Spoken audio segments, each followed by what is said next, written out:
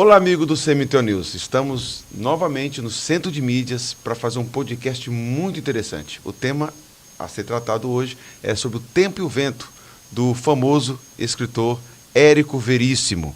O Tempo e o Vento retrata a formação histórica do Rio Grande do Sul, como um processo de longas disputas territoriais e choques culturais. Para esse debate, essa conversa, chamei dois professores, o professor Gabriel e o Rafael. Esse podcast vai ser publicado no canal do YouTube História e Conexão e também no Centro de Mídias e divulgado pela TV Câmara, TV Assembleia. Quanto a você, curta, compartilha e esteja conosco. Até daqui a pouco.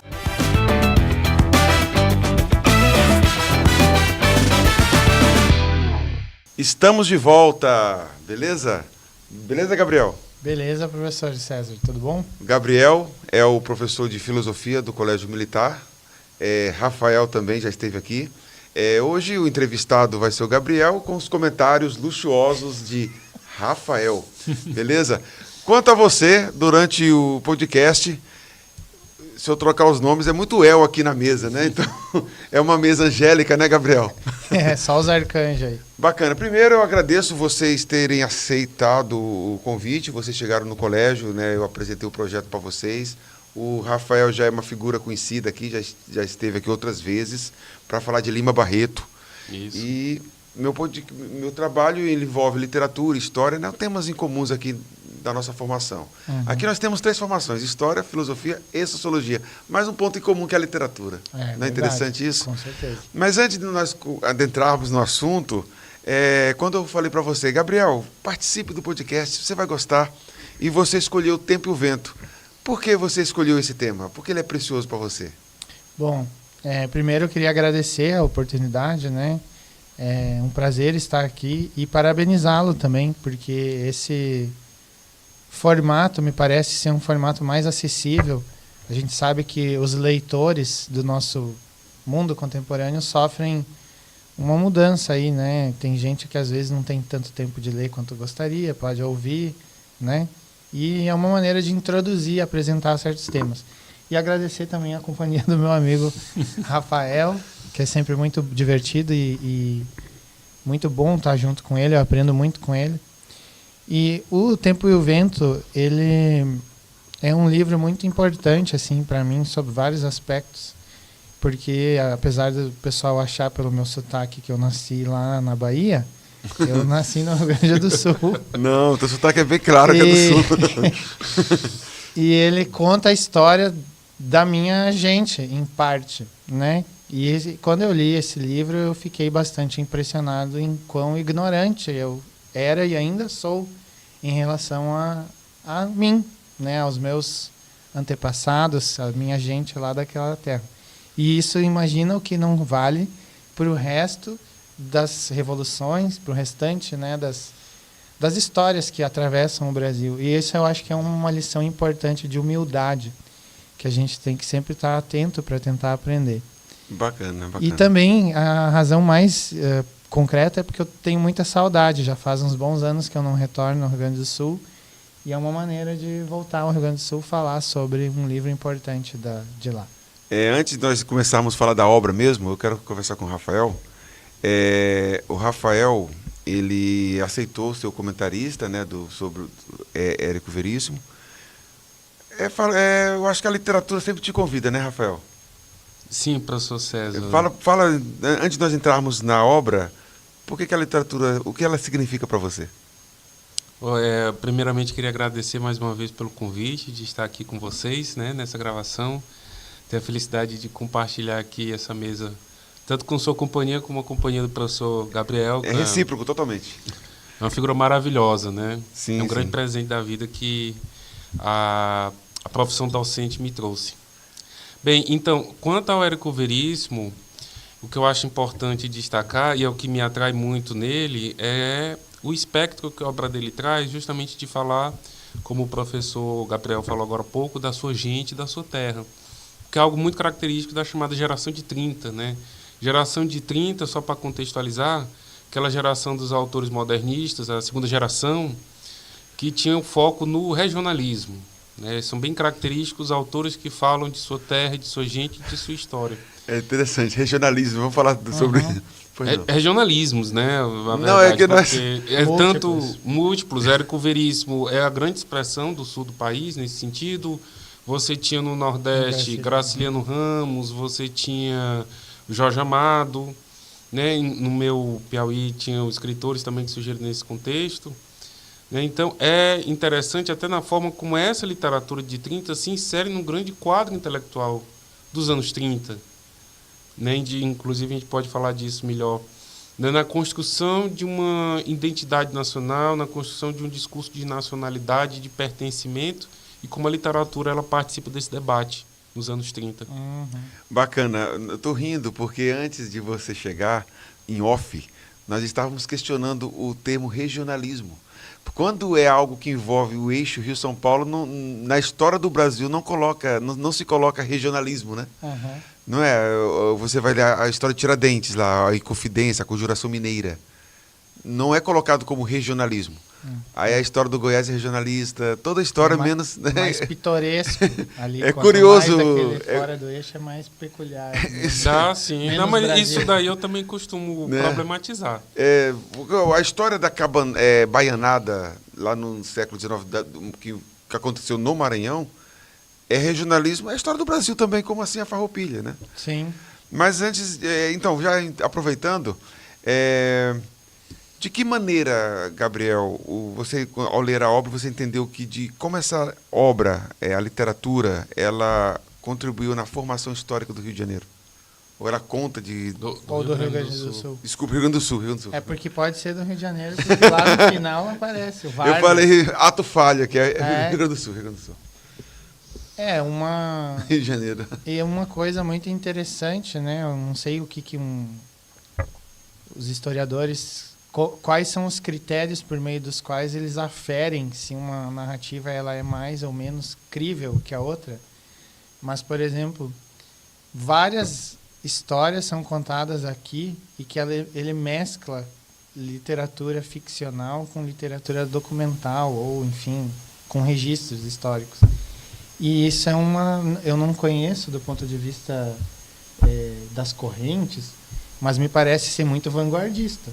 No sentido assim é muito ousado, porque tem elementos regionalistas no sentido de representar muito bem o pé de laranja, de representar, sei lá, as características do sul, o charque, etc. A região, né, a geografia, o frio, mas também tem assim elementos que são fantasiosos, quase de realismo mágico, assim, ou fantástico. Tem ali uns personagens, tem uma personagem, a Luzia, que é lá do Retrato. Inclusive, o Retrato, acredito que tem uma comparação com o Dorian Gray, porque tem uns personagens misteriosos, assim, não sei se eu usaria a expressão diabólicos, mas quase, no sentido assim, de são muito bonitos, muito, né? Então, ele é um livro que ele tem características bem diferentes.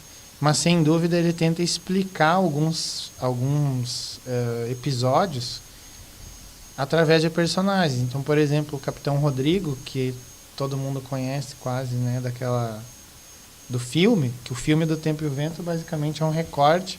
De um certo Capitão Rodrigo. Isso, do Capitão Rodrigo, que é um capítulo do livro ali, ou, sei lá, alguns capítulos, né?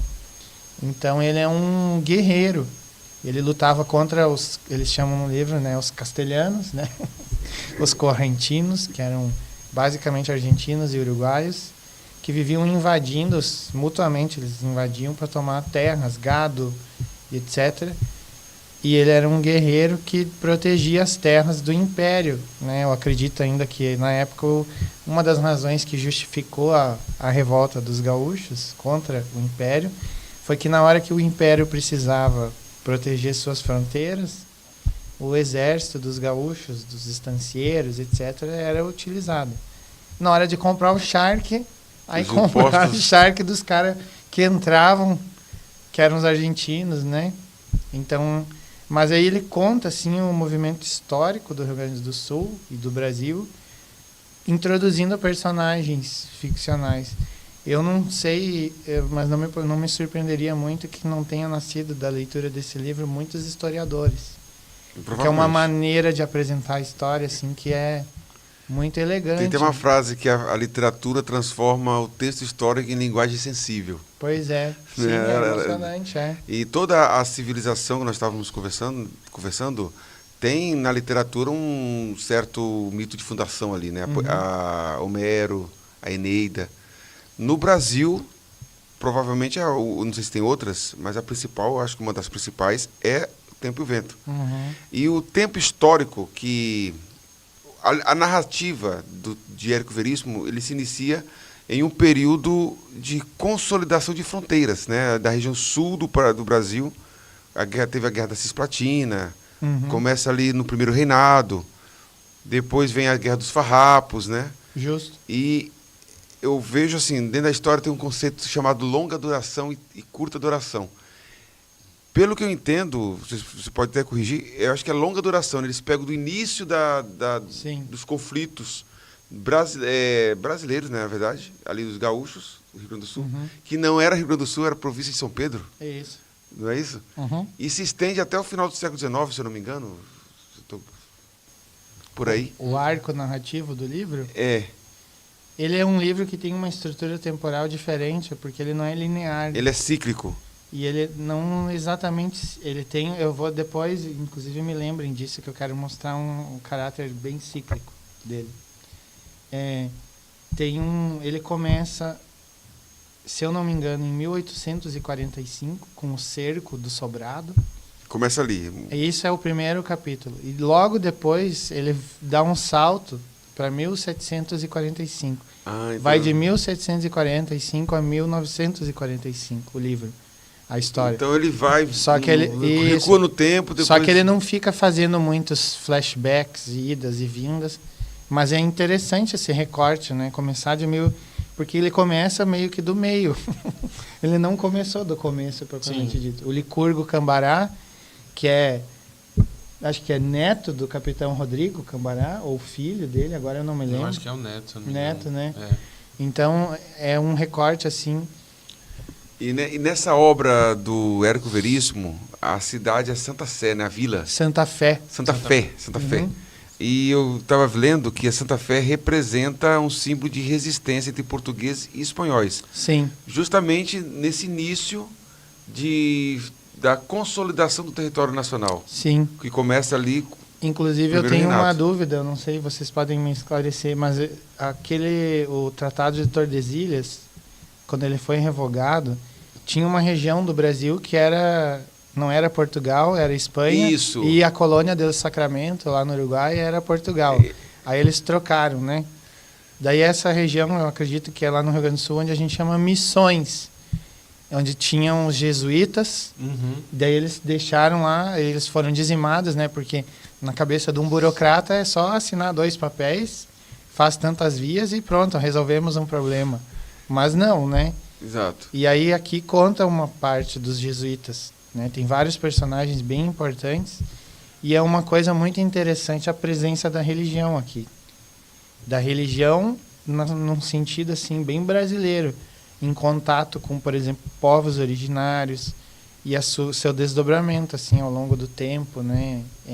Indígenas que aderiram ao cristianismo, mas também que mantiveram suas práticas religiosas e culturais, né, anteriores. Para o nosso público, quando vai falar em tratado, o primeiro tratado que todo mundo que vem em nossa mente é o Tratado de Tordesilhas. E no Tratado de Tordesilhas, o Brasil seria quase o final da Bahia e acabou. Só ali. Exatamente. E foi justamente com a infiltração no interior, para o interior, exatamente, com as entradas, bandeiras, até mesmo criação de gado e tal. Expandindo para o interior. Foi. Então aí veio um outro tratado, que é o Tratado de Madrid, que é pouco falado. Que é aí que vai abranger esse território mais interiorano, né? O centro da América, né? Que hoje é Brasil. Mas é interessante essa dinâmica. Por exemplo, ela está na fundação do Brasil, essa dinâmica, em certo sentido, no Brasil como a gente entende agora, né? E aqui consta, né? É um elemento, mas é um elemento que é apresentado desde a perspectiva de personagens que estavam lá. O território do que Brasil. viram isso. O Isso é território interessante. nacional estava se consolidando, vamos colocar aqui, até o início do século XX, com o Acre depois, né? Uhum. Então é curioso. O Fala, Acre ele é anexado em que ano mesmo? eu não vou datar agora, não Mas tenho é- memória, mas já é século XX. século XX, já no período do ciclo da borracha. Tal. É. Fala, Rafael, sobre a obra, o comentário. Sim, só eu acho importante retomar aquela discussão que a gente estava falando sobre a perspectiva do regionalismo, né? Antes de tudo, destacar a importância desse romance do Érico, que a gente poderia chamar de romance histórico, e aí é que está, né, essa pegada de misturar fato com narrativa, né? A narrativa vista como ficção. Você não saber exatamente durante a leitura até onde vai o que é inventado e até onde vai o que é relatado. E, de certa forma, se nós formos projetar assim, isso fala um pouco da própria construção da visão da história. Porque não há registros específicos de todos os eventos, né, vividos. Ainda mais numa região remota, como era lá a região das Missões, né? Que é onde vai se constituindo o estado do Rio Grande do Sul. Então, de certa forma, é como se fosse assim, talvez não seja assim, mas seria possível que fosse. Há essa proposta ao longo desse romance, né? E é, sem dúvidas, o romance histórico mais ambicioso e significativo da literatura brasileira. Não há dúvidas, né? É. Mas, aproveitando o gancho, como eu disse, eu também queria só pescar de volta o assunto do regionalismo, que é problematizada essa perspectiva do que é o regional e do que é o nacional. Eu costumo sempre falar isso durante as aulas, né? Porque parece que o nacional é só o que aconteceu em Rio e São Paulo. Tipo, oficialesco. Né? Mali Minas, né? Mas em É. São Paulo, um pouquinho Rio de e Minas. São Paulo. Eu sempre dou exemplos assim. Qual é a grande festa nacional? O Carnaval. Sim. O Carnaval não surgiu lá no Maranhão. Não, e deve ter mais... O Carnaval, na maneira como nós imaginamos, ele é carioca, né? Sim. O Carnaval do samba, do desfile. Uhum. E ele tem mesmo sua origem lá no Rio. A comida nacional é a feijoada, né? Que é carioca. Literatura brasileira, né? Literatura regional. Machado de Assis, né? Música, MPB, quando você MPB. pensa, também é... Interessante, né? Muito centralmente. Um escritor no Maranhão, Pará, ele é literatura regional. Mas Lima Barreto, Evaristo Macedo, como é que é o nome do outro? Dos autores lá do Rio de Janeiro. Machado de Assis, Aloysio de Azevedo, Aloysio de Azevedo. O Lima Barreto, carioca. Lima Barreto, Monteiro Lobato, paulista. Eles não são retratados como literatura regional. Não. Sim, eles falam da Não, da estou posição... falando justamente o que você está dizendo. Tipo, Então, a posição oficial em relação ao que o Brasil é. Não precisa fazer o qualificativo regional. Né? Exatamente. Como se fosse esse adjetivo que... Mas é importante a gente valorizar essa expressão de regionalismo. Sim. Porque justamente aí é que o Brasil se compõe como história, como presença, como arte. Né? Há nomes, lógico, da literatura que surgem ao longo do tempo, no século XIX, Maria Firmino, por exemplo, escritora maranhense. Mas essa expressão mesmo de dar voz, que não estava necessariamente no Rio e São Paulo, vem nessa segunda geração modernista de 30. E essa pluralidade, essa diversidade, essas contradições entre as regiões, as particularidades. E aí, nesse ponto das particularidades, eu queria destacar a linguagem. A riqueza de texto, que é o érico-veríssimo, ela contrasta muito com os termos usados pelo Graciliano Ramos. Sim. Eles falam Bem literalmente... gauchês, né? Exatamente, bem um gauchês e o outro com as expressões idiomáticas próprias do Nordeste, né? E tal qual o Gabriel se identificava com a leitura de Tempo e o Vento, quando eu li Angústia, ou Vidas Secas, que são grandes obras do Graciliano, eu também me sentia pertencente àquele mundo, àquela narrativa, àquela paisagem descrita. Ele não falava exatamente do meu lugar, mas ele falava do meu lugar. Né? Havia um senso de identificação. Então é importante. Como se tivesse um sotaque assim, familiar, né, para o teu ouvido. É importante a gente valorizar também essa noção de regionalismo. Lógico, tem que ter um olhar crítico na maneira como ele começa a ser empregado, mas dar voz nessa constituição desse grande cenário, dessa grande paisagem brasileira. Legal. Nós sabemos também que o Érico Veríssimo, na sua obra, a família Cabará, que é o personagem, é a família principal, né? Sim, é o Capitão Rodrigo. Isso. Essa família, ela representa, simboliza a história social de um Brasil colonial. Fale um pouco sobre isso. Sim, tem duas famílias, na verdade, que constituem o núcleo, assim, vamos dizer, genético do livro. Cambará e a Os família terras, os terra e os cambará. E os cambarás. E cambará, eu não sei se é por isso, mas me parece que é uma árvore também. Então tem uma relação entre árvore e terra aí.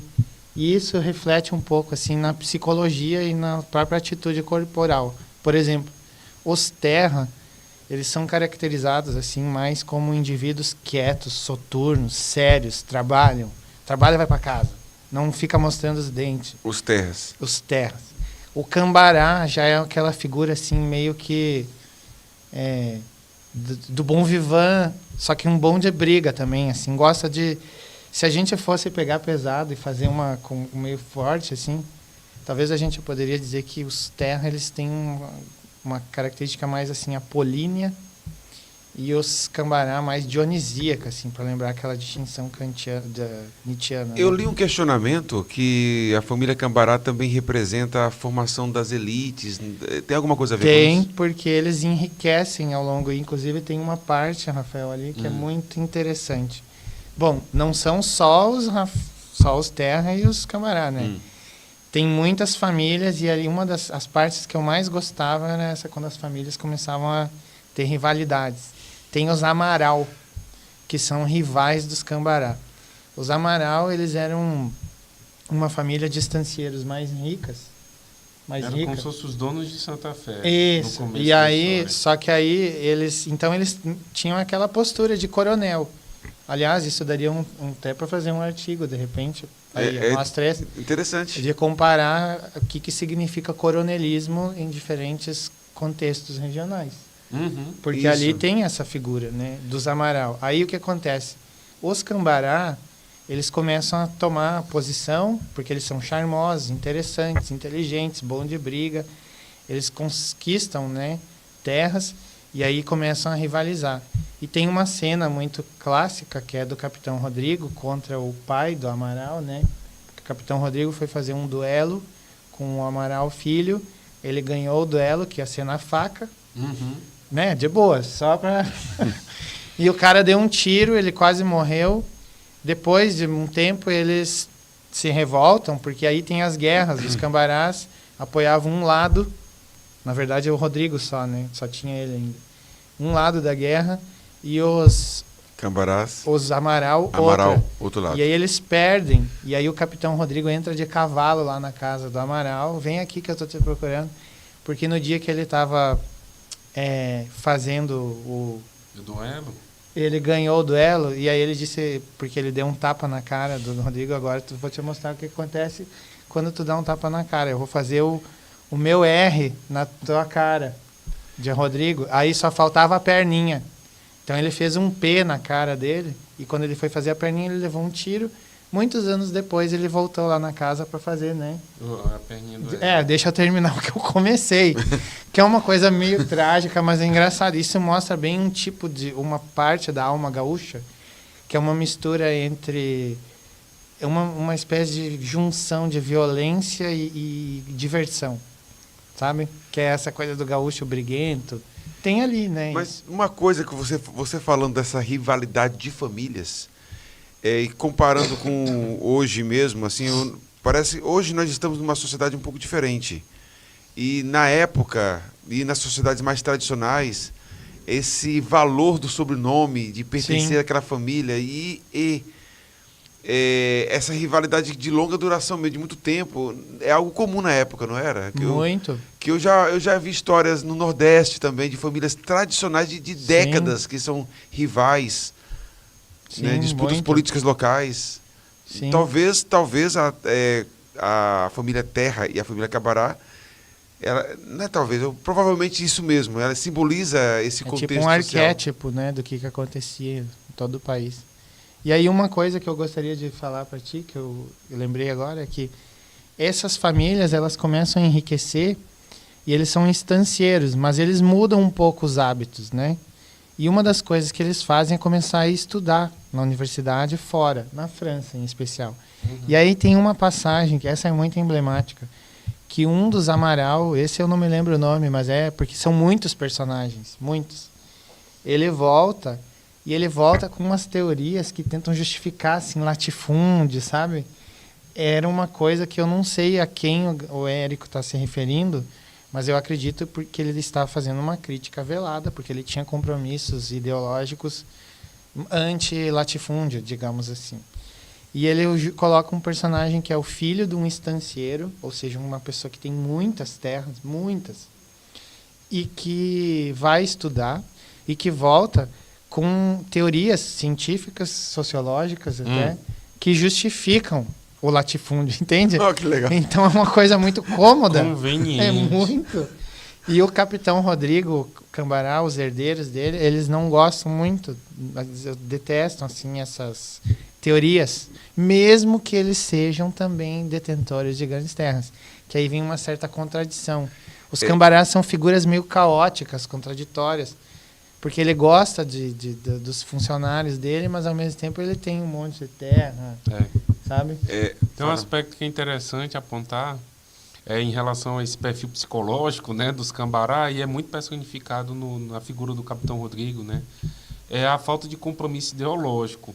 É interessante isso também. As conveniências em que o Rodrigo se alia a um lado ou outro durante os conflitos é muito vamos dizer assim, pelo espírito da diversão. Pela briga. Pela briga, ou então pelas rixas pessoais. Tipo, um lado que a família Amaral apoiava, ele dizia assim, pois então automaticamente eu estou do outro lado. Havia uma rixa pessoal acima de qualquer aspecto ideológico. Então não era uma questão de defesa de imperialismo, o princípio da independência. Não havia esse espectro político muito forte, né, personificado. Era muito essa questão da aventura, da briga, da guerra como diversão, né? E é interessante isso. E eu acredito que essa crítica que o Érico faz, através dessa figura aí, que vai estudar fora e volta, era manipulação científica, que era muito característica no século XIX, né? Sim. Você tinha correntes que se propunham, entre aspas, a usar a ciência para justificar um status de dominação, um status de exploração. O racismo científico talvez seja o maior exemplo disso, né? Nós falamos isso em Lima Barreto. Verdade. Né? Falamos isso. Como você a ciência tenta justificar, através da ciência, na anatomia, o formato dos lábios. Darwinismo social. Darwinismo social justifica que uma raça seja superior à outra, que domine, que, enfim. Né? A própria perspectiva de raça hoje em dia já é superada. Exatamente. Eu acho que se enquadra muito nesse espectro, né? No século das luzes, você exalta o racionalismo, só com o racionalismo que é usado para a preservação dos abusos, dos privilégios. Exatamente. Então, o Santa Fé, que é a vila, em um dos questionamentos das resenhas que eu estava lendo, e você falou aí das famílias tradicionais, que são rivais históricas, é uma representação do Brasil, não só do Rio Grande do Sul, mas sim de um Brasil colonial, né? Com certeza. Então, ali, para alguns críticos eu falo assim, que leem a obra, crítico no bom sentido, né? Sim, sim. Porque as pessoas hoje... Leitores refinados. Isso. Santa Fé é um Brasil em miniatura, praticamente. Como se fosse. Eu acho que é uma boa maneira. É interessante. E por isso que ele é pretensioso, esse livro também. Não só por causa da extensão, volume, né, do volume. Inclusive, uma coisa que eu me lembrei, isso aqui é a última vez que eu li mesmo, todo. Porque depois eu fui lendo um que outro capítulo, né? Foi, acho que em 2013. E, se eu não me engano, naquela época eu procurei um material acadêmico que, supostamente, o Gabriel Garcia Marques se inspirou muito no Tempo e o Vento como uma das suas fontes, porque a estrutura do 100 anos de solidão, ela é uma estrutura em que tem os Buendia, e aí eles vão... Tem um que é o Ricardo, e daí o filho do outro é Ricardo, não sei o quê, não é? Aureliano. Mas aí depois eles vão trocando os nomes de um do outro, e aí tu não sabe nem quem é quem direito. Porque é o nome de um com a psicologia do outro. E ele joga isso, né? E aqui tem, porque o Rodrigo Cambará, ele tem o Rodrigo Cambará, o capitão, e tem o Rodrigo Cambará, o pequeno burguês, já nem tão pequeno, porque começa a ganhar terras. E aí, outra coisa que eu me lembrei, que a cena essa é icônica. O ex-presidente Fernando Collor tinha um avô, se eu não me engano, chama Lindolfo Collor, o nome do vô dele, não é? Ele era avô, acho. Ele é parente do... E o Lindolfo Collor aparece aqui. E aí eles estão... Eu não me lembro se ele era governista de algum daqueles períodos conturbados. E alguém fez uma crítica ao governo e ele respondeu fazendo uma análise gramatical da crítica. E ele era super elegante. Então ele, tipo, destrói o cara. E o Capitão Rodrigo tá lendo aquilo no jornal e, assim, rasga o jornal com raiva. Ah, esse, né? Porque isso mostra bem como que o Brasil é curioso, né? Que essas figuras aparecem. Tipo, tem uma cidade no Rio Grande do Sul que se chama Lindolfo Collor. Oh, eu sei do Collor e do irmão dele, que Afonso Collor, alguma coisa, que morreu com tumor. E teve alguém que matou alguém no Senado. Eu não sei se não foi o próprio Lindolfo. Tem um tal de PC Farias. Já é um contexto... Ah, sim. Eu tinha meus 13 anos, eu lembro que bombou na época essas notícias aí. Eu estou tentando me lembrar. Acho que tem uma figura mesmo histórica. É João Pessoa, agora eu me lembrei. Fugindo totalmente do assunto. É João Pessoa que é o político que é morto, né? Numa cafeteria em Recife. Que daí vem o Vargas, né? Como... uma morte que não tinha nada a ver com a política, era uma questão de mas família. que foi politizado. Foi bom pro Vargas. Foi bom. Né? Pessoas como Vargas, eles não chegam assim pela eleição, né? E nada, eles têm virtude, né? Como diz o Maquiavel, eles sabem se defender ali. Não fazendo comparação assim, mas citando casos no período de Vargas, os baixinhos também lá da Europa também não chegaram por verdade. Via eleição, nem um dos três, né? Inclusive tem aquele filme do Bergman, O Ovo da Serpente. É curioso isso. Fala da primeira tentativa de poder, né? Que não deu certo. E aí o inspetor, no final do filme, acho que é a última frase que ele diz assim, sobre a tentativa de golpe, a primeira, né? Eles subestimaram o poder da força, ou o poder ou a força da democracia alemã. Porque depois ele foi eleito, né? Sim. E aí deu no que deu. O projeto CMTO News é dirigido e coordenado por mim, professor César Augusto, de História, com a colaboração de alguns professores e dirigido especificamente, a maioria, né, dos que participam são os alunos do Colégio Militar do Tocantins. Esse projeto ele é divulgado na TV Assembleia e também agora na TV Câmara. Olha que bacana. Publicamos no canal no YouTube chamado História em Conexão e passamos alguns flashes, alguns pequenos trechos no CMTO News Instagram. Então, CMTO News Instagram, YouTube, História em Conexão. Quanto a você, curta, compartilhe, leve esse projeto para algum amigo e qualquer dúvida, qualquer comentário, coloque abaixo, beleza? Esteja conosco. Então, agora vamos para uma segunda parte, segundo tempo aqui do nosso podcast. Vamos falar dos símbolos. O vento e o tempo, né? Eles são símbolos importantes. Porque o que significa na história traçada por Érico Veríssimo, que é contextualizada também, né? A literatura ela tem várias camadas, né? O autor, o leitor, né, Rafael? Verdade. Então, assim, o cara pode estar pouco se lixando para a história do Brasil. Ele pode pegar uma obra, ler como fruição, como deleite artístico, mas tem a parte também histórica também, Sim. né? O literato ele tem certas liberdades que o historiador não tem. Sim. E aqui eu lembrei de uma frase não vou lembrar agora o autor, que diz que a ficção é a melhor forma de contar a história. Uhum. Né? Mas assim, você falando aí, a famílias, o sobrenome que significa terra ou árvore, tudo tem um simbolismo. Acredito também que a palavra tempo e vento também tem algum simbolismo. Com certeza. Fale um pouco sobre isso. Bom, primeiro eu preciso fazer uma espécie de confissão, né? Porque todos os trabalhos assim mais importantes que eu publiquei, eles começam com, que chama epígrafe? Isso? Epígrafe. Com a epígrafe, que às vezes parece que o vento maneia o tempo, que é desse livro. O que é manear? É um verbo que eu não sei se é muito comum no Brasil, mas no Rio Grande do Sul ele tem um significado assim muito... Manear pode ser tipo pegar um touro e tentar dominar ele. Manejar. Tem a ver com manejar. Só que é um manejar meio desajeitado também, não muito, né? Então dá uma impressão de que o tempo e o vento eles têm uma certa comunicação, né? E no Rio Grande do Sul tem um vento específico que tem um nome. Minuano? Que é um vento do inverno. No livro A Casa das Sete Mulheres, de Letícia alguma coisa lá, Sempre.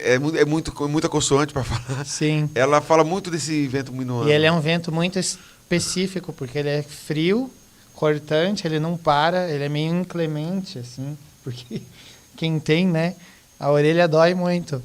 Mas. É uma experiência que você não conhece. Não, conheci, agora Lembrei. Foi-se o tempo. Lembrei dos rios do Instagram. Não ria, não. Se você rir. Já está indo, né? Mas tem uma relação. Completei. Em algumas situações aparece o. Opa, tu ficou muito longe. Em algumas situações aparece no livro uma frase em diferentes momentos que é noite de vento, noite dos mortos, tá? Isso é repetido em diferentes contextos por personagens e é uma espécie de profecia, assim, que acontece em certas mortes mesmo. Por isso que ele tem uns elementos, assim, que são mais fantasiosos, né? Uhum. E tem, por exemplo, a roca, né? Que é aquele negócio, acho, de fiar, né? Aí quem trabalhava muito nisso era a Ana Terra, porque eles tosqueavam a ovelha, que é cortar com aquela tesoura super dura, assim, que é só um metal torcido, né? Não tinha, tipo, uma junção. Aí ela ficava fazendo na sua roca, ela ficava fazendo os fios e tal. Depois que ela morre, algumas noites, assim, aquela roca, ela está trabalhando sozinha, porque as mulheres nesse lugar são representadas no Tempo e o Vento como uma figura muito complexa, porque por um lado elas são silenciosas e onipresentes, assim, ou pelo menos sempre muito presentes, e que têm um compromisso estoico, assim, com o trabalho, sabe? São trabalhadoras, assim, Então, a vida de uma das personagens, que se eu não me engano é a Bibiana, ela diz assim que a vida da mulher ela é esperar, chorar e parir. Se eu não me engano é algo assim. A Bibiana é a mulher do Rodrigo Cambará. Isso, porque ele tem... É a neta da Ana Terra. A neta da Ana. Isso. Que ela uma vez estava parindo e o Rodrigo jogando carta e tomando cachaça. Isso. Sai daqui, né? Não, vai nascer tua filha. E era uma noite fria. Diminuindo. E aí aparece muito vento, assim, né? Sai daqui. Aí quando tá amanhecendo, ele vai para casa, a filha morre, né? E aí ali é um ponto decisivo de inflexão na história dele, que ele se torna um personagem mais soturno. Inclusive, é curioso, porque a vida dele, o Rafael, acho que foi muito importante que ele falou, que o Rodrigo ele se lançava nessas guerras mais pela aventura, pelas mulheres, pela guaiaca cheia de moeda, às vezes, e também para dar vazão aos seus impulsos dionisíacos de toda ordem, sejam eles violentos ou não. E aí, quando ele casa com a Bibiana, ele começa a trabalhar numa venda. Na bodega. Ele monta uma bodega com o Juvenal Terra, o irmão da Ana, da Bibiana. Da Bibiana. E aí, um dia ele tá pensando, não tem nada para fazer, não tem nem uma guerrinha aí, não tem, sabe, nem com quem brigar. Eu vou sair. Aí ele pega o cavalo dele, vai numa amásia, como aparece no livro, se eu não me engano, que é uma amante, né? Algo assim. E aí fica uns dias lá, sabe? Ele é uma figura assim.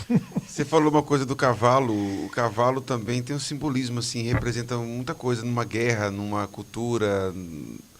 A relação do homem com o cavalo. Sim. É muito enfatizado também no gaúcho a questão do cavalo, né? Muito. Essa relação do homem com o cavalo. O cavalo é o cachorro do gaúcho, né? É um detalhe interessante. O gaúcho também costuma ter cachorro, mas o cavalo E a questão do tempo e o vento é que a história, teoricamente, ela é feita de permanências e mudanças e rupturas. Né? Alguns enfocam mais nas rupturas, outros nas permanências.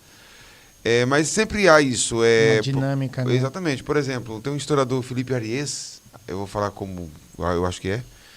que diz que as estruturas medievais, com relação ao feudo, com relação ao imaginário, só foram terminar mesmo ali no início da Revolução Francesa, sendo que a gente considera o início Sim. da moderna no século XV. Bem antes do Então, que... assim, aí ele falou, se for dividir o tempo pelas estruturas mentais Sim. que permeiam gerações, não fica nessa caixinha assim, Sim. tal, né? Então, o tempo, eu li um pouco, o tempo, ele representa as estruturas que continuam, não é isso? Uhum. E o vento, as transformações sociais. Sim. Sim. Fala um pouco sobre isso aí.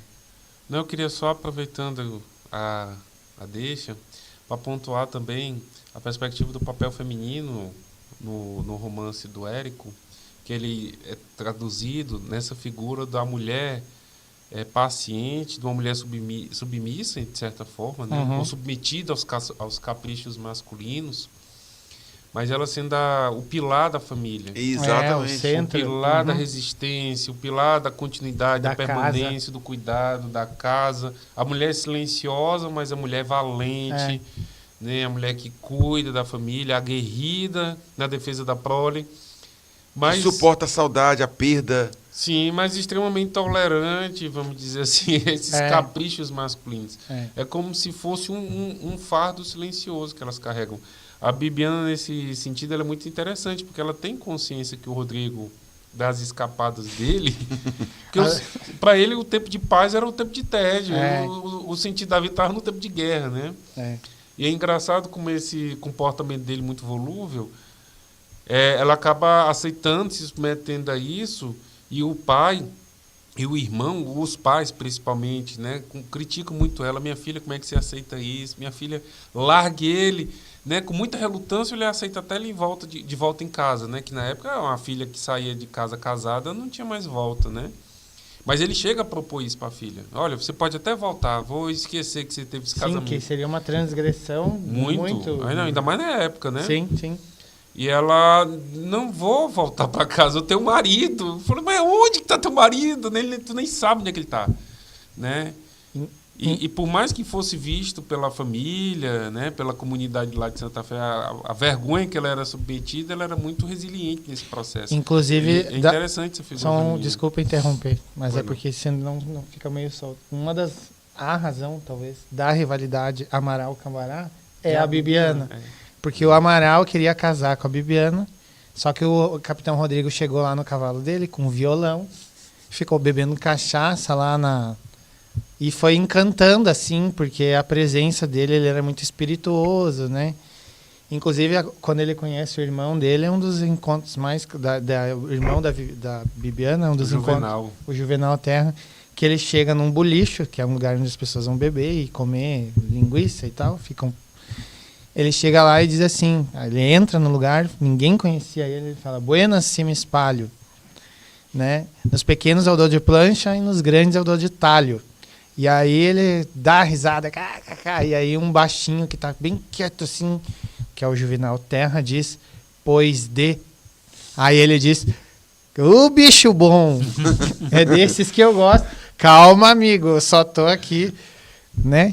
Aí eles fazem amizade, assim, mas sem muito... Tipo, não se mostra os dentes, né? Por que não se mostra os dentes? Porque os Terra, né, pelo menos... Eram muito fechados. Muito. Falando das mulheres, vai depender do ponto de partida, né? Eu vejo, quando falam das mulheres como símbolo de resistência, é uma forma de mostrar a grandeza feminina. Sim. Né? Mas vai depender do ponto de vista do leitor. Eu entendo isso. Claro que os homens faziam coisas por de cerca e tal, mas a preocupação deles era a guerra, era a questão da defesa, mas a questão da permanência cultural, a questão de suportar a dor, porque o cara morreu e acabou, para ele acabou, mas para quem fica, a preservação da cultura, da tradição. E a perda dos filhos. É muito comum. E é comum e é difícil, né? E então, assim, eu acho que a dor mais aguda da história do homem é perder um filho. Sim. Então, assim, e é representado na figura feminina, né? Vamos falar um pouco sobre isso. É muito interessante porque, da minha perspectiva, assim, o leitor ele não tem como não gostar assim, de uma figura... tipo o Capitão Rodrigo em alguns momentos. Porque ele é, na verdade, ele representa um sentido de justiça contra os Amaral no início, porque eles eram os ricos que mandavam, desmandavam. Ele chegou lá, eles achavam, esse é um vagabundo. Só que como ele era, ele tinha uma patente, né, militar, capitão. justo. Então ele tinha uma certa respeitabilidade. Aí o pai Amaral, o coroa, o velho, diz assim, não, vaza fora. É o coronel. É, o coronel. Ele, não vou ficar, o que eu fiz, né? Olha aí quanta, né? Olha quanta terra, a gente não tem que quanta disputar. guria, né? Sei lá o que ele fala, mas ele, enfim, não vai. E aí ele casa com a Bibiana e aí... Que todos falam que ele tinha que pedir permissão para o Isso, Coronel Amaral ele para se não. instalar na cidade. É, ele eu era não. totalmente Exato. contrário. Ele até tenta uma conversa, ele vai lá se apresentar depois de muita resistência. E aí o coronel despacha ele, não quero vagabundo aqui na minha cidade, e ele pega com isso. E em alguns momentos tem um padre que ele faz amizade e o Érico Veríssimo ele explora muito bem isso, porque o padre é o representante da igreja, ele é uma voz oficialesca, mas razoável. Tipo, ele não é o coronel, embora ele fale em nome do coronel, né? Porque da perspectiva do Érico, a igreja é uma espécie de superestrutura, né? Se a gente quiser usar as categorias do Marx. Mas, enfim.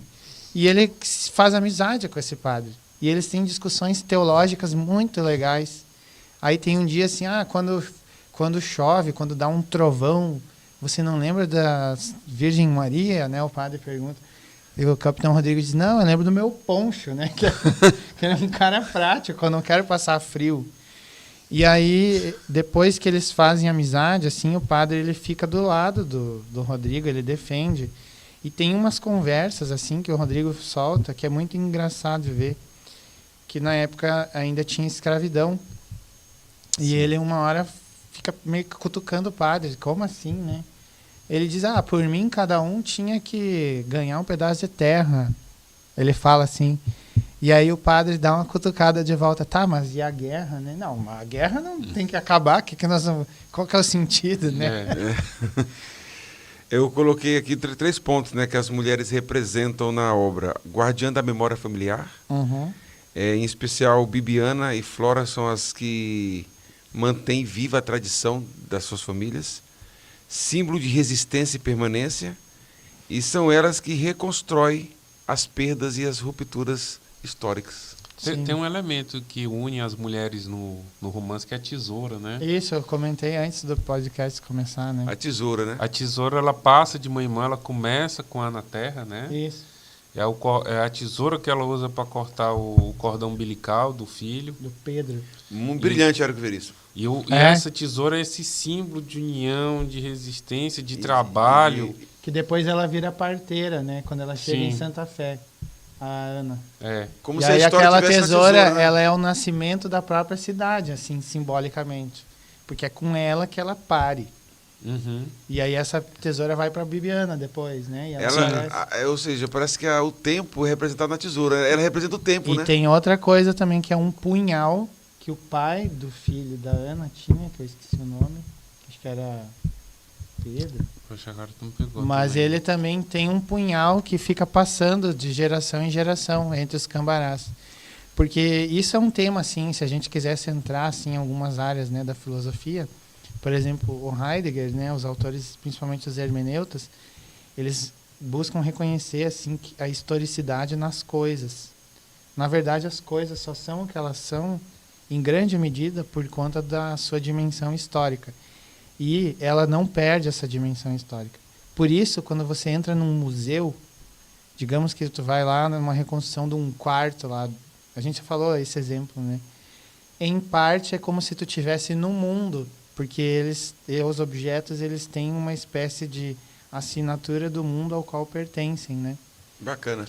Peço para a produção passar os slides. Tempo e o Vento. Poxa, é mesmo, cara. O Tempo e o Vento, pode passar. Um momentinho. Vamos falar um pouco da obra. A obra é dividida em 3 partes, né? Mostra para o nosso público presente aí. O Tempo e o Vento, o Continente, o Retrato e o Arquipélago. Justo. Fechar aqui no livro.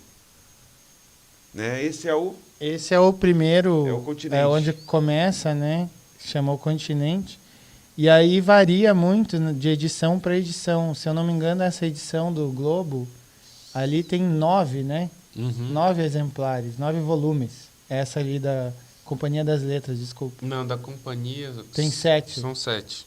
Mas tem uma da edição Globo que tem 9, não tem? Eu acho. É que o Continente 2 volumes, o Retrato 2 e o Arquipélago são 3. Isso, e daí muito. aqui é quase isso, só que a diferença é que o único que tem 2 volumes é o último, né? Que é o Arquipélago. Aí vem o retrato agora. Isso. Esse é o Continente, então aqui começa, né? Aqui É uma edição foco mais no- antiga, né? só que não está na ordem, só um pouquinho. É uma edição mais antiga do Círculo do livro. E tem até o valor aqui, ó, R$18, ó. Não é Foco barato? no retrato. E depois do retrato, ele termina com... Aí vem o Arquipélago 1 e o Arquipélago 2, né? E eu não saberia precisar agora com exatidão, mas o tempo que isso recorre, né, são 2 séculos, né? Isso. São 2 séculos de história. São 200 anos, é redondinho, porque se eu não me engano é 1745 a 1945. Legal. Mostra a edição recente. Ah, Isso aqui sim. é a edição mais antiga. É. Obviamente, o livro teve diversas edições e editoras ao longo do Sim. tempo. Inclusive.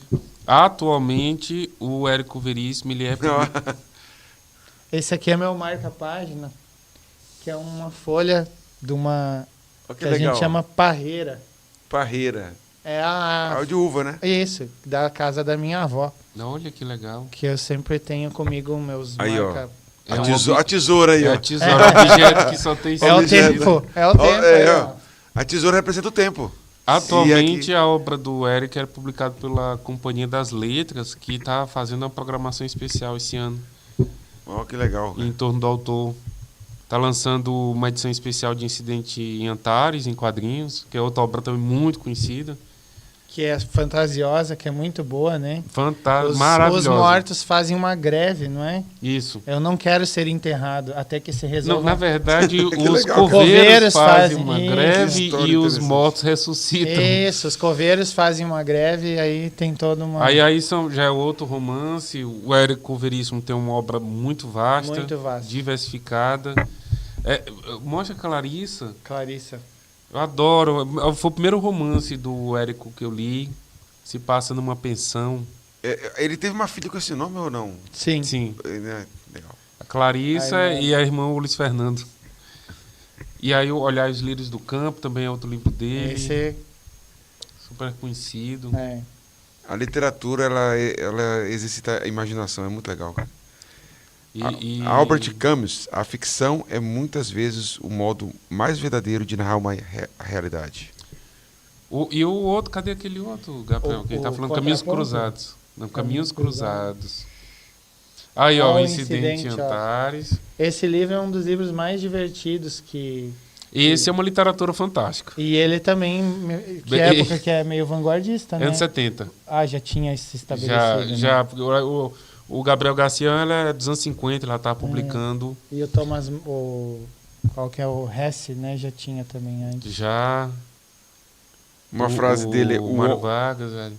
Mas ele tá ali inserido. Agora, esse aqui é um tema muito interessante, que é o mesmo evento visto de perspectivas diferentes, interpretado de perspectivas diferentes por pessoas diferentes. Diferente, Tem um Legal. filósofo, Nietzsche, que defende a ideia de que a verdade, da maneira como se pensou, não funciona muito bem, e aí tem uma posição que se chama perspectivismo, né? Que é basicamente a ideia de que, bom, o que a gente conhece é um aspecto, uma parte, né? Uma perspectiva. Isso. Mas só que o interessante é que tem umas que são antagônicas ali, né? Pode Sim. passar o slide. Se eu não me engano, é o corpo, né? Uma mulher cai numa janela. O tempo e o vento, eu anotei uma frase aqui. O homem é apenas um instante entre o vento e o tempo. Legal. Pode passar. Estrutura e enredo geral, né? A obra alterna entre 2 planos temporais, o presente histórico, com cenas de cerco e guerra na cidade de Santa Fé, o passado familiar, narrando o surgimento e ascensão da família desde o século XVIII. Aqui que vocês estão vendo é apenas um resumo do que já foi falado Justo. aqui. Vai que alguém queira parar a tela para vestibular, né? Pode ser. Sim. Pode passar. A família Terra Cambará, tudo começa com o capitão Rodrigo Cambará, um homem valente e aventureiro que simboliza o espírito guerreiro e libertário da região. A partir dele, a saga segue com seus descendentes, como Bibiana, Bolívar, Rodrigo II e Flora Cambará, cada geração refletindo as mudanças políticas e morais do Brasil do período colonial até o início da República. E só uma observação, assim, Pode talvez passar. não seja muito...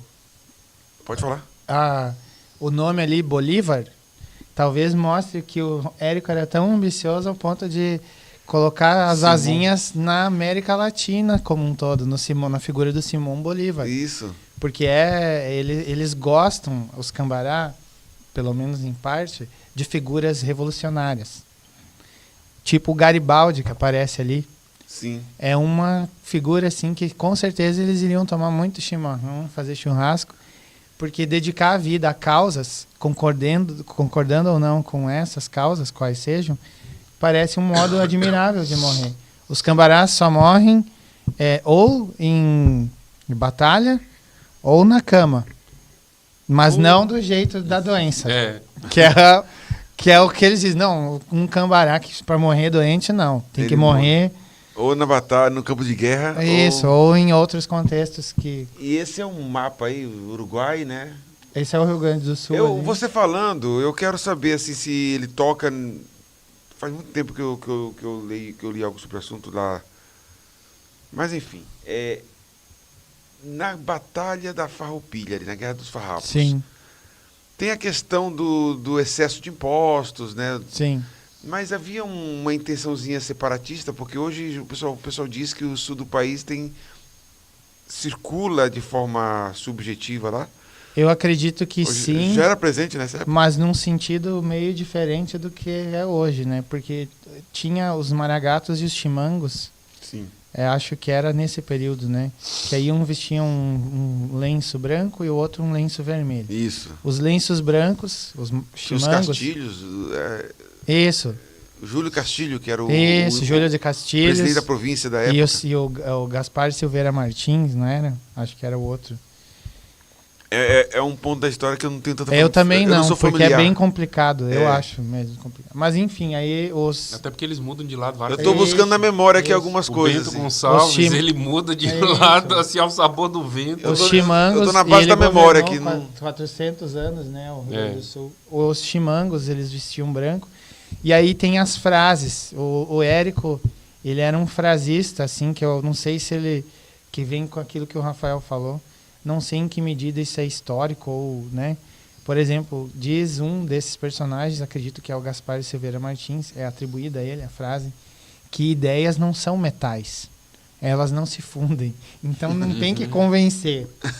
Tem que eliminar o outro, né? É legal, E tem outra frase, essa eu já ouvi em outros contextos, que eles brigavam, os chimangos e os maracatos, de muitas maneiras. Eles tinham espadas também, que é meio que uma coisa meio Revolução Francesa, né? Porque tem a arma de fogo, mas era muito demorado para preencher e recarregar. E aí ele tem uma frase que diz assim: não se gasta pólvora com chimango. Legal. Que ele não vale nem o tiro. Pode né? passar. O sucesso de O Continente e a força de seus personagens consagrados no imaginário popular deram a impressão primeira de ser esta a narrativa definidora do modo de ser gaúcho, da criação de uma mitologia própria, de como esse gaúcho se vê e de que forma ele é visto pelos outros. Nosso podcast está se encerrando. Antes de eu fazer a conclusão, faça as suas considerações finais, Rafael. Bom, eu só queria reiterar meu agradecimento a vocês. Foi um prazer estar aqui contigo, Rafael, meu amigo, com César, meu amigo. E eu espero que a gente retorne em outras ocasiões, né? Eu apenas faria um pedido, assim, para quem eventualmente assistiu, que dê uma chance para esse livro, porque eu acho que ele vale a pena. Ele tem uma razão de ser, do porquê ele é tão ambicioso e porque ele conquistou tanto espaço. E como encerramento, assim, do que eu queria falar, eu vou pedir para vocês fazerem duas coisas. Eu quero que você, César, por favor, leia o... Cadê? Aqui, ó. A última frase do livro. E o Rafael leia a primeira frase do livro. Exatamente a última frase e a primeira... A última frase aqui, que está em itálico. É isso. Era uma noite fria de lua cheia. As estrelas cintilavam sobre a cidade de Santa Fé, de tão quieta e deserta parecia um cemitério abandonado. Essa é a última frase do livro, certo? Certo. O livro acaba assim. Acaba assim. Rafael, como que ele começa? Era tanto o silêncio e tão leve o ar, que se alguém aguçasse o ouvido, talvez pudesse até escutar o sereno na solidão. Não é a mesma frase? São palavras diferentes, né? Então, espera aí. Não, É o ele- Floriano, ele reformula. Não, ele continua. Ah, tá. Ele continua. Na verdade, a primeiro parágrafo é esse. Era uma exatamente noite assim. fria de lua Era uma cheia. noite fria de lua Ah, cheia. Tá. As estrelas cintilavam sobre a cidade de Santa Porque Fé, ele que de tão quieta e deserta parecia um cemitério abandonado. Ele Era começa com- tanto o silêncio, eu apenas continuei. a primeira frase é idêntica à última É a frase última. do livro. Era Interessante. tanto o silêncio e tão leve o ar, que se alguém acusasse o ouvido, talvez pudesse até escutar o sereno na solidão. Que é interessante Que legal. porque um livro tão extenso Ele começa a é porque tem um personagem do Tempo e o Vento que escreve o próprio Tempo e o Vento. Então ele é metanarrativo. Assim, no sentido... Ele é um livro que caberia um estudo, assim, acredito eu que tem muitos estudos, né? Teses e sei lá o quê. Mas realmente é bem impressionante do ponto de vista estrutural. Parabéns e pelo você gostar dessa obra também, que só o cara escrever uma obra gigante e terminar com a mesma frase. Né? É bem assim, genialidade do Érico Bem Veríssimo. engenhoso, né? Exatamente. E também o podcast Cemitério News está aberto aí para outras participações. Muito do Gabriel. obrigado. Acontecerão, se no que depender Sim. de mim, sim. Tranquilo. Rafael, faça suas considerações aí. Mais uma vez eu agradeço também a oportunidade de estar aqui falando de um tema que tanto me agrada, a literatura. É um privilégio luxuoso, né, estar na companhia de pessoas tão brilhantes. E eu, mais uma vez, rememoro minhas palavras que eu disse na última gravação em relação ao incentivo à leitura. Leiam, gente. E literatura é algo maravilhoso. Ela expande, né, cara? É a uma imaginária. porta de abertura para a linguagem, para a percepção crítica, para a história, que tanto falamos, né, que há tanta história nesses romances do Érico. E ele é um autor fantástico e que sirva também de um chamado para revisitar esses autores da geração de 30, que são maravilhosos. Né? O Bacana. Érico, o Graciliano, O o Jorge Amado, são autores maravilhosos, deliciosos. O José Lins do Rego, me lembrei de outro autor desse período também, né? Autor de Menino do Engenho. Então, é uma maneira fantástica de conhecer a história do Brasil, o povo, a gente, a cultura, né, em seus diferentes aspectos. A literatura, ela te dá essa possibilidade. Você estava falando aí de uma narrativa onde os mortos vão fazer greve, né? Só na literatura que faz essas brincadeiras com sentidos reais, né? Uhum. É muito legal. Então é isso. Eu agradeço ao Gabriel, Rafael, colegas, amigos de trabalho, e teremos outros momentos, com certeza. Enquanto a você, antes também eu agradeço ao Plínio, ao Gabriel lá da produção, porque hoje está cheio de Gabriel aqui, viu? Por isso que está tão agradável aqui. Beleza. Bacana, é verdade. Nada mais justo do que terminar esse podcast com uma frase de Érico Veríssimo. Quando os ventos da mudança sopram, algumas pessoas constroem paredes, outros constroem moinhos de vento. Aqui é César Augusto, história para dentro da cabeça. Tchau.